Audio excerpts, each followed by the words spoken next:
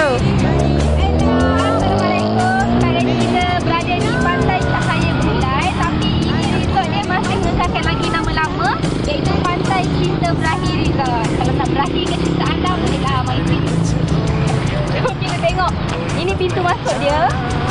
Tengok bukti dia tulis selamat datang. Jadinya anda duduk luar tu, kalau mai Kelantan, mai di Pantai Cinta Berakhir Resort ya. Assalamualaikum. Untuk dengar-dengar Hot FM Kelantan kita, hot mana-mana suruh nak makan colek, tak tahu dekat mana nak dicari, bolehlah mari di depan Pantai Cahaya Bulan Resort ni. Banyak kedai hot jual colek. InsyaAllah sedap kot. Sebab saya pun first time nak rasa ni. Jom kita tanya dulu salah seorang daripada marketing di PCB Resort. Besok makan sini tak? Besok? Memang sedap lah.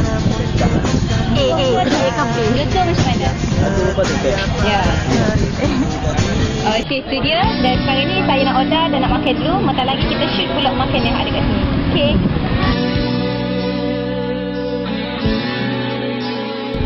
Okey Adila, sekarang kita tengok antara menu yang ada di depan PCB Resort ni.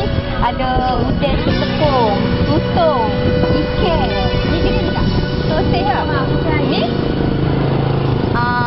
Fishball agaknya dan macam-macam lagi lah. Jom sekarang ni kita nak rasa masakan kat sini. Okey?